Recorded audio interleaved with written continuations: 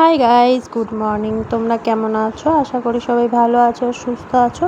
আজকে দেখো আমি সকালবেলায় ঘুম থেকে উঠে গেছিলাম, আর উঠতে আজকে একটু বেলা হয়ে গেছিলো।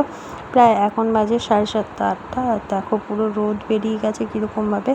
এত সকালবেলাতেই এত রোদ বেরিয়ে যায়, মানে কি বলবো, প্রচণ্ড গরম পড়েছে। আর দেখো আমি কিন্তু সকালবেলায় ঘুম থেকে উঠে মুখ টুক ধুয়ে নিয়েছি, ধুয়ে নিয়ে একদম কিন্তু ওষুধ খেয়ে নিয়েছি। এখন আমার ঘরের কাজ করার আর কি শুরু হয়ে যাবে। প্রথমত আমি ঘর ফর ঝাঁট দিয়ে বাসি কাজগুলো করে নিয়ে তারপর তোমাদের সাথে আমি পুরোটা ভিডিও করে দেখাচ্ছি যে সকালবেলা থেকে আমার কত কাজ থাকে। দেখো আমি এখন ঝাঁটা তুলে নিয়েছি, পুরো বাড়ি আমাকে পরিষ্কার করতে হবে, তারপরে কিন্তু আমার দিন পুরো শুরু হবে। আর এখন দেখো সবাই ঘুমিয়ে রয়েছে ঘরে, মেয়েরা ঘুমিয়ে রয়েছে, ওদেরকেও ডাকবো যাতে কিনা ওরাও উঠে পড়ে, উঠে নিজেদের কাজগুলো শুরু করে। আর দেখো আমার ঘর ঝাড় দেওয়া কমপ্লিট হয়ে গেছে, ঘর মোছাও কমপ্লিট হয়ে গেছে, বাইরে জল দিয়ে দিয়েছিলাম। দেখো সকালে দেখেছো এই এত মানে 8টা 8:30 বাজে হয়তো এখন হবে। দেখো পুরো কত রোদ বাইরে, আর বাইরে কিন্তু একটাও লোক দেখতে পাচ্ছ না, এতটাই রোদ বাইরে, একটাও লোক দেখা যাচ্ছে না। আর পুরো রোদের তাপ প্রচণ্ড। আমি এখানে গেট বন্ধ করে দিয়েছি। আর দেখো আমি এখানে যাব একটু কারি পাতা আনতে বাগান থেকে। দেখো আমাদের গাছে কারি পাতা গাছটা কত বড় হয়ে গেছে, আর কারি পাতাগুলো এত সুন্দর কচি কচি হয়ে, মানে কচি পাতা আর কি এসছে। এগুলো যেগুলো আগের পাতা ছিল সেগুলো সব ঝরে পড়ে গেছে, এখন কিন্তু নতুন করে পাতা হচ্ছে আর কি, পাতা আর ফুল হচ্ছে। আর এখানে দেখো আমি পাথরকুচি গাছ লাগিয়েছিলাম, কত এর মধ্যে দিয়ে ঝরে ঝরে পড়ে আছে। আর এখানে আমাকে বলবে তো কেউ, অ্যালোভেরা গাছগুলো কেন এরকম হয়ে যাচ্ছে। অ্যালোভেরা গাছগুলো দেখো পুরো নষ্ট হয়ে যাচ্ছে, বুঝতে পারছি না কেন হচ্ছে এরকম। অ্যালোভেরা গাছগুলো খুব সুন্দর হয়েছিল প্রথমে।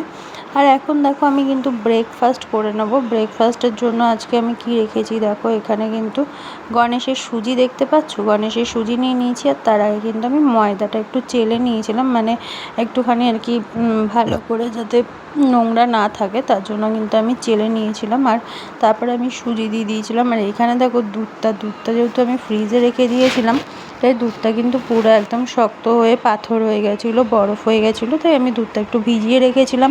এখানে লঙ্কা কুচি আর পেঁয়াজ কুচি, একটু ধনেপাতা দিয়ে দিয়েছিলাম ময়দার মধ্যে, তারপরে কিন্তু একটা ডিম দিয়ে দিয়েছি, তবে একটু নুন আর চিনি দিয়ে দিয়েছিলাম। কিন্তু দুধটা ততক্ষণে আমার গলে গেছে, ওটা আমি স্কিপ করে গেছি। দুধটা কিন্তু গলে যাওয়ার পরে আমি কিন্তু দুধটার মধ্যে অ্যাড করে দিয়েছিলাম। আর এটা কিন্তু ভালো করে বেটারটা করে নিয়েছিলাম, একদম পুরো দেখতেই পাচ্ছ পাতলা কিন্তু হবে না, একটু গাঢ় গাঢ় টাইপের থাকবে। আর দেখো ফ্রাই প্যানে আমি তেল দিয়ে দিয়েছি, সাদা তেল দিয়ে দিয়েছিলাম। ফ্রাই প্যানটা খুব ভালো করে গরম করতে হবে, তারপর তুমি এটার মধ্যে অল্প অল্প করে কিন্তু এই বেটারটা দিয়ে দেবে। বেটারটা দেখো আমি এখানে কিন্তু 2 হাতা দিয়ে দিয়েছিলাম, ওই বড় হাতা। তারপর আমি ভাবছিলাম এটা কি দিয়ে আমি, গরম যেহেতু হাতে লাগবে, এরকম আমি করতে পারবো না, তাই আমি খুন্তিটা দিয়েই কিন্তু এইভাবে কিন্তু ভালো করে নিচ্ছিলাম, মানে ভালো করে ছড়িয়ে দিচ্ছিলাম, নাহলে কিন্তু এক জায়গায় হয়ে গেলে পরে এটা বেশ কাঁচা থাকতো ভেতরটা, আর ওপর দিয়ে পুড়ে যেত, ভালো লাগতো না খেতে। তোমরা তো জানোই গোলা রুটি কীভাবে করতে হয়, তো সেরকমভাবেই গোলা রুটি আমি করছি, জাস্ট হাত দিয়ে করিনি, হাতে গরম সেঁক লাগবে বলে, তাই আমি কিন্তু খুন্তিটা দিয়েই করছিলাম। আর খুন্তিটা কিন্তু এইরকমভাবে করে নেওয়ার পরে আমি ভালো করে জল দিয়ে ধুয়ে নিয়েছিলাম। তারপরে দেখো কি সুন্দর দেখলে এরকমভাবে উঠে গেল, এটা কিন্তু একটুও লেগে যাবে না, হালকা একটুখানি তেল দিয়ে দেবে তোমরা, দেখবে একটুও লেগে যাবে না। আর একটু পাতলা করার চেষ্টা করবে, পাতলা করলে পরে কিন্তু এটা বসে যায় না। আর দেখো আমার গোলা রুটি একদম কমপ্লিট হয়ে গেছে, 2টো গোলা রুটি। আর যেই ব্যাটারটা রয়েছে ওটা আমি পুরোটা দিয়ে দিয়েছিলাম, এটার মধ্যে যতটা ছিল পুরোটা দিয়ে দিয়েছি, কারণ আমার আর ছোটো ছোটো করে করতে ভালো লাগছিলো না, তাই আমি এটা কিন্তু একদম বড় করে নিয়েছিলাম। এটাকে আমি 2 টুকরো পরে করে নেবো, যখন খাবে তখন আমি 2 টুকরো করে দেবো, তাহলে পরে ওরা ভালোভাবে খেতে পারবে। যাই হোক আমি কিন্তু এটা পুরো একদম গোটা একটা পুরো ফ্রাই প্যানের আর কি, যতটা ফ্রাই প্যানটা বড় ছিল ততটাই কিন্তু আমি গোল করে দিয়েছি এটাকে। আর সকালে দেখো, সকালে কিন্তু আমি চিয়া সিড খাই, চিয়া সিড কিন্তু আমি অনেকভাবেই খাই, এক এক দিন এক এক রকমভাবে। তা আজকে রাত্রিবেলাতে আমি আগের দিন চিয়া সিড ভিজিয়ে রেখে দিই, অল্প জল দিয়ে ভিজিয়ে রেখে দিয়েছিলাম। আর দেখো লেবুটা আজকে খারাপ হয়ে গেছে, কারণ লেবুটা অনেক দিন ধরে ফ্রিজে ছিল, তবে কেটে দেখলাম কিন্তু ভেতরটা খারাপ হয়নি, ওপর দিয়ে একটু খারাপ হয়ে গেছিলো। একটা লেবু কিন্তু গোটা আমি পুরোটাই এটার মধ্যে দিয়ে দেবো, দিয়ে কিন্তু আমি রসটা দিয়ে তবেই কিন্তু এটাকে আমি তৈরি করবো। আর এক এক দিন কিন্তু এক একভাবে খাই। তোমাদের আগের দিনও একটা মানে দেখিয়েছিলাম আমি কী দিয়ে খাই।